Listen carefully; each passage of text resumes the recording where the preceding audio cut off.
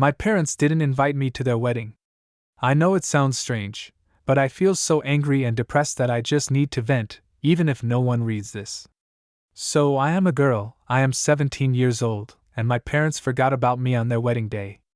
My parents had been together for about 25 years but never got married.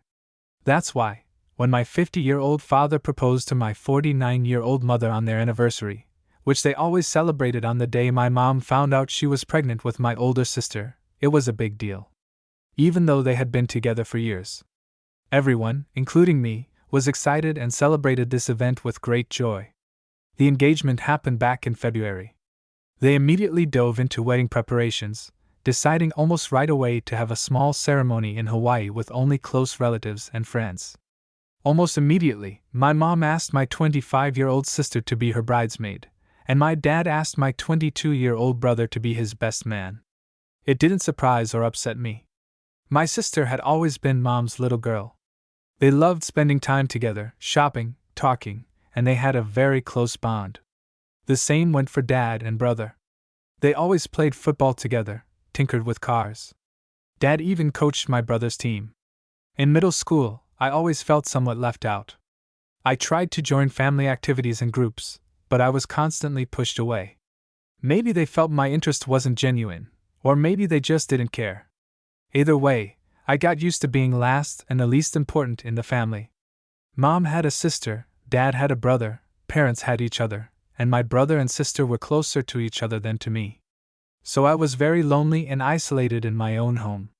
During the wedding preparations, I was first offered to be a flower girl, but my sister thought that role would suit her 3-year-old daughter better, and the idea was quickly dismissed. Later, my maternal grandmother suggested I read a poem or give a small speech at the ceremony, but my parents refused, saying they wanted a modest wedding. Both a speech and a banal performance didn't fit their vision. These were their exact words. I still tried to stay calm, although it hurt to realize that I would be the only family member who would not participate in the ceremony, and have no role that day. As the wedding approached, my parents, brother, and sister became more absorbed in planning. I noticed that my mom didn't invite me to pick out a dress, and whenever they discussed the venue or details, I was constantly left out. So I decided to see if they would notice on their own that I wasn't involved in the preparations and stayed silent, expecting them to ask me something about the wedding. But it never happened. The wedding day was 3 weeks ago, at the end of August. The day before the flight, my mom casually asked if I had packed, since we couldn't be late for the airport. I told her straight that I hadn't prepared anything. She froze for a few seconds, then snapped at me for not being ready. Then I asked her, "Do I even have a ticket?"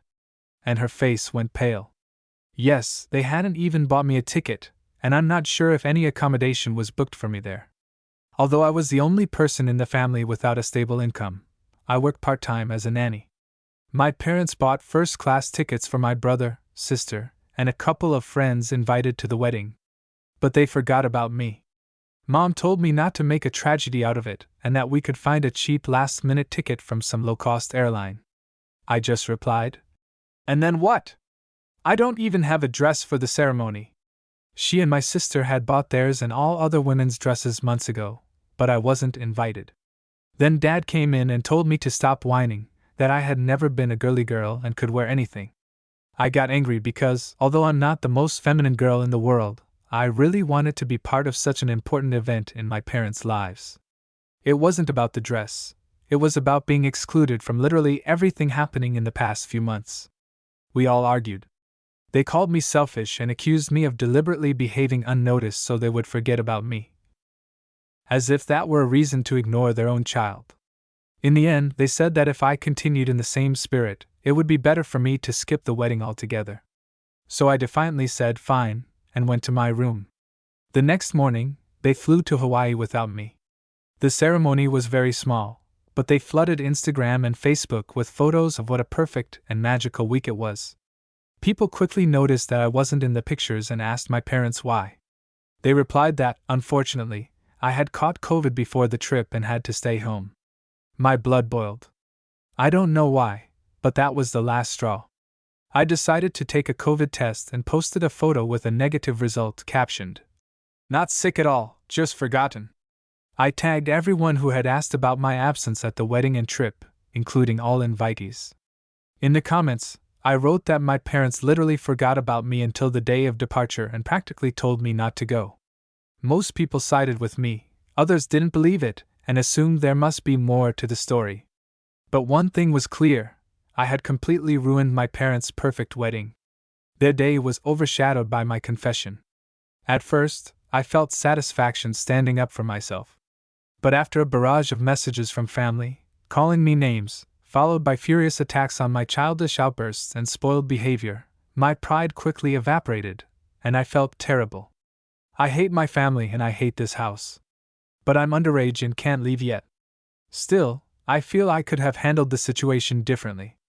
And now I am so depressed that I start doubting everything I did, from not speaking up earlier to posting everything online.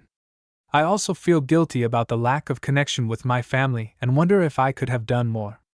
I was wrong to ruin my parents' wedding when they forgot about me. So, before we continue, I suggest writing your opinion on the situation in the comments. Personally, I think I wouldn't have acted that way. I might not have said anything, but still, I think the author probably did the right thing because it's extremely unpleasant to find out that parents said you had COVID when in reality they just ignored you. So basically, she didn't do anything truly wrong, just told the truth. There is absolutely no reason to condemn her. Now let's see what happened next. Update 1. Hi everyone. I wanted to write an update earlier, but I'm still a bit shaken. However, given the huge response my post received and how many people commented and messaged me personally, I decided to share the latest events. First of all, I want to thank everyone who commented on my post and shared their experience or opinion about my situation. Thank you so much. Just a few days ago, I barely had the strength to get out of bed, and my family's words made me believe I was to blame for everything that happened. But seeing your responses and support, I felt a little more confident that my actions and feelings toward my family were right. I am still struggling with guilt and depression, but when I start to fall into despair, I think about how many strangers took my side and tried to calm myself. Thanks to your advice, I finally decided to call my grandmother and tell her the whole story. My grandmother, 77, didn't attend the wedding. She lives several states away and has mobility issues, so she no longer travels. We visited her in the spring, and that was when she suggested I read a poem at the ceremony, but that was the last time I saw her before all these events. She has always been very affectionate toward me and previously scolded my parents for favoritism. But actively getting involved in my upbringing was difficult for her. She lives too far away. And I always worried I would trouble her because of her age and health. A few years ago, she had a mild stroke. She has recovered, but I still worry about her. Anyway, I called her and told her everything that happened with the wedding and that my parents didn't even buy me a ticket to go with them. She came to the same conclusion as most commenters: forgetting me was simply impossible. They did it intentionally.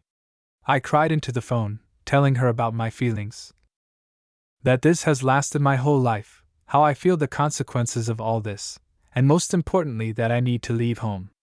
She was incredibly kind and comforted me, saying I had nothing to worry about because she was completely on my side. She told me to calm down a bit but start making plans for the future and promised to help. After that 2-hour conversation, I felt better and decided to listen to my grandmother and start taking action for the next school year. I have a friend who is planning to rent a studio near our future campus. She has a great relationship with her parents, but she has 5 younger siblings. She wants to be more independent, so she decided to move out. I asked if I could temporarily move in with her and promised to pay rent once I got a job. She immediately agreed and said not to worry about rent or anything else until I got on my feet. We both cried when I told her everything about my parents' wedding. This all happened a couple of days ago, and I had planned to write an update then, but my grandmother called my parents and my brother and sister to give them a lecture about how they treated me. After that, my brother sent me a message with a weak apology, saying he didn't know I was excluded from the trip, just thought I'd be bored during it. Then I posted a photo just to make drama. My sister, on the other hand, yelled at me, accusing me of constantly trying to show my problems publicly and blamed the family, even though they weren't at fault. Things became weird with my parents after they returned from the trip.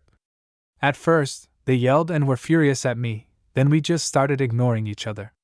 After the grandmother's call, they came to my room and said if I wanted to end this story, I should shut up, and everything would have quieted down long ago if I had kept my mouth shut. I just asked them to leave, then called my grandmother again and told her what happened. She said that she and my uncle had already bought tickets and were coming to me. Honestly, I was scared. My grandmother's health isn't the best, and such a trip is a huge strain for her. I know how hard it is for her to fly, so I tried to discourage her. I assured her I could handle it myself. But she didn't listen and said she should have spoken to my parents long ago, and that she wants to see me. I'm all nervous because I feel guilty again, as if I'm forcing her to take a long and difficult trip because of me.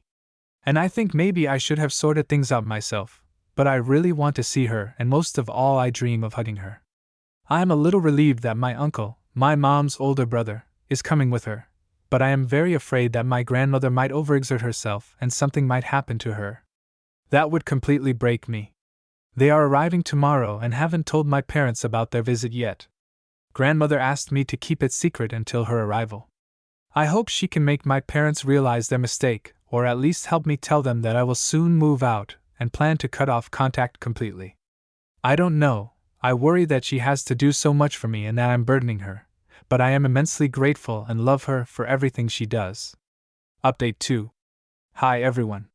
Sorry for taking so long to write and respond to comments. As you can imagine if you read my previous posts, the week has been, to put it mildly, very eventful. I received messages from a huge number of people, commented on the post, and I simply didn't have time to reply until today. I'm sorry. You were all incredibly kind and attentive to my story. It really opened my eyes and at the same time scared me to see how many people went through similar experiences of neglect and abuse. I just want to thank you for taking the time to write a few kind words to a stranger on the internet. I'll continue from where I left off.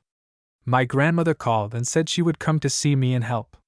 I was very tense about this because it's very hard for my grandmother to travel, and she had to make enormous efforts for this trip.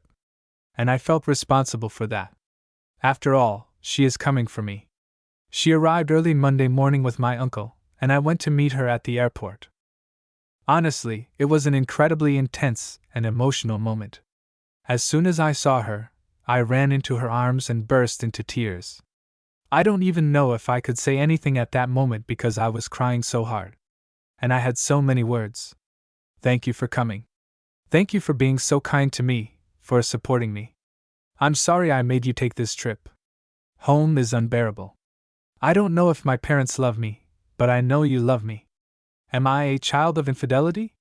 All this, combined with guilt and anxiety, hit me at once when I saw her.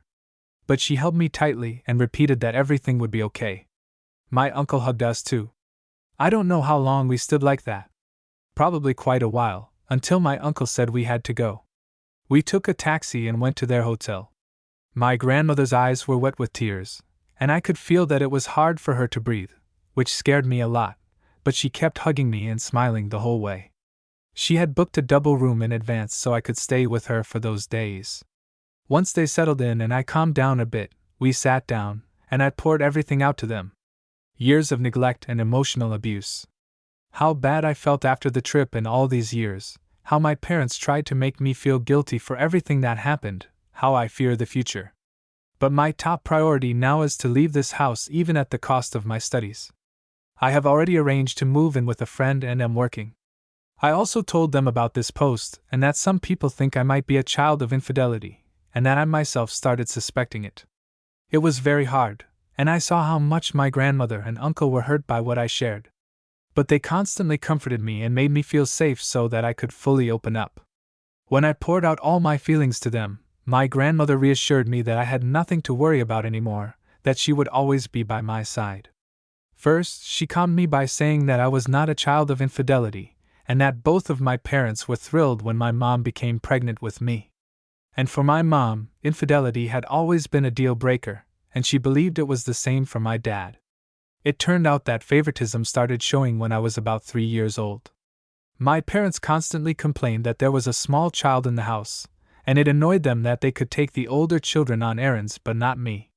Moreover, I was very shy and tearful, and they had no patience for that, which made me very different from my brother and sister. She said she knew my parents had set aside more than enough money for my college education. They are quite well off. So earlier, I didn't worry about it until I thought that they might withhold these funds from me. But if they ever try not to pay for my education, my grandmother would take responsibility and not let me abandon my studies due to money. She also said she would help me with rent and give me a little money for the first period after moving. She turned out to be incredibly generous, and I thanked her for everything but also admitted that this experience opened my eyes. I had never realized how economically privileged I had been all my life. Despite all their flaws, my parents always spoiled me financially. I went to a private school, received a fairly large monthly allowance. I have had a bank card for several years, and they never objected to my spending. Reading the stories here, I realized how lucky I had been so far, and that my dependence on them made me vulnerable. I could have lost everything in an instant. Now I want to be independent not only from my parents but from everyone. I feel that I must learn to stand on my own feet. Honestly, when I write this and read other stories about truly terrible situations, I feel like I have been a spoiled fool my whole life. My grandmother insisted that I accept her help as long as I need it. I agreed, but I still planned to look for work and try to manage on my own. We rested a bit in the hotel after a difficult morning, but during the day we called a taxi and went to my house. My parents were extremely surprised to see me with my grandmother and uncle. But before they could say anything, my grandmother told me to gather all my necessary things while they talked to them. I ran upstairs and heard my grandmother and uncle scolding my parents for everything I had gone through because of them. At first I heard my parents trying to justify themselves, but then they fell silent. When I came downstairs with 2 suitcases and a backpack packed with all the important things from my room, they were all sitting in the living room. My father was red as a lobster, my mother was crying like a child, and when she saw me, she reached out with the words, "I'm sorry." But I only replied coldly, "Leave it." My father said I could have chosen not to be such a jerk, to which both my grandmother and uncle shouted in unison for him to shut up. At that moment, I left the house and waited for a taxi outside. At the hotel, my grandmother reassured me that I wouldn't have to return to them and said that my parents promised her that my college tuition was not in question. Moreover, they planned to throw me a luxurious birthday party to make up for the wedding chaos and wanted to give me a car as an apology for everything. But my grandmother didn't fall for it because it was completely obvious that they were making this up on the fly just to save face. Neither the party nor the car could atone for everything I had gone through. Apparently, my mother finally broke down when my grandmother told her that I even doubted whether I was a child of infidelity. Then she burst into tears. But my grandmother replied, "What else could they expect if they excluded me from all family events from childhood for years?" She said she would make sure they paid for my education if I didn't choose to completely cut ties with them and let her cover everything until I could stand on my own. I asked her to do exactly that. I felt awkward because I knew it wasn't her responsibility, but I no longer wanted anything from my parents. Although my grandmother is quite well off herself, she is not as wealthy as they are, but she assured me that everything would be fine and that anything she paid would simply be deducted from my mother's inheritance. The next day, we all went with my friend, her parents, and grandmother to the apartment we were planning to move into. And immediately, barely entering, my grandmother said, "Absolutely not." I knew from photos that the studio was very small and dirty, but in person it was even worse. Water leaked in the bathroom, and there was mold in the kitchenette, with rust on old appliances. I knew all this in advance, but I thought I could tolerate it at least for the first period. But what the adults pointed out that finally made us change our minds with my friend was that the studio was on the first floor in a bad neighborhood. The building looked unsafe, and there were bullet holes in the walls. I didn't even know that until my friend's father explained. Then my grandmother and my friend's parents said they would help us find an apartment in a better location and cover part of the expenses. My friend and I want to be independent, but we understand that with our future minimum salaries in such an expensive area, we won't be able to afford anything decent. So the plan now is, we are looking for a 2-bedroom apartment, paying what we plan for the studio, and my friend's parents and my grandmother will cover the difference. I understand we are just spoiled for expecting such help. But after seeing this studio with my own eyes, I truly wouldn't feel safe there. My parents, my friend's parents, who knew what I was going through, said I could stay with them until we find a proper apartment. I am immensely grateful to them because my grandmother leaves in a few days, and all this time I have been living with her in the hotel. It turns out my friend, her parents, and my grandmother had planned everything in advance so that I would have a safe place to stay while we looked for an apartment that we still need to find. I teared up seeing how people come together around me to help. Since then, I'd been gradually moving the things that remained at my parents' house and settling in at my friends'. Every time I return, my mom cries and apologizes. Even my father said, "I'm sorry, but I remain cold and distant with them." My sister called and said that Mom is in terrible shape and that I'm the jerk for what I did. But I immediately hung up and blocked her. I was about to block my brother too, but I saw a long message from him where he repeatedly apologized for everything he did and for not noticing how badly my parents treated me. He wrote that after the grandmother's talk, he rethought a lot and realized he was wrong to assume that I didn't want to go, and that all this time he allowed my parents to exclude me. I briefly thanked him for his words but wrote that I need space and am not ready to accept his apology yet. I feel that he might be sincere because he was never mean to me like my sister, just indifferent. But even now, it seems right to keep him at a distance. Maybe in the future he will show that he is no better, and then I'll block him. But for now, as long as he respects my boundaries, it's easier to keep at least some bridge rather than cut ties completely. I also signed up with a therapist who works with teenagers who have experienced neglect. And next week I have my first session. Again, everything is paid for by my grandmother, which motivates me even more to find a job soon to lift this burden from her, even if she constantly says it brings her joy. That's where things stand at the moment. I don't know if I'll write more updates. Maybe when I start school or move into the apartment. For now, I'm just trying to enjoy time with my grandmother and uncle. I'm learning to let go of guilt and depression that have poisoned my life for so long. I want to thank this community again for their kindness and support. To everyone who shared stories about being kicked out of home or having to become independent too early, you helped me feel less alone and understand that things can get better if you work on it. Yes, I feel a little spoiled having such strong support from my grandmother, uncle, and friend, but you were right. Asking for help was the best decision I could make. By opening up to those who love me and to you, I literally saved myself. Thank you. I am more grateful than I can express in words. Well, that's it. Thank you for listening to my story until the end.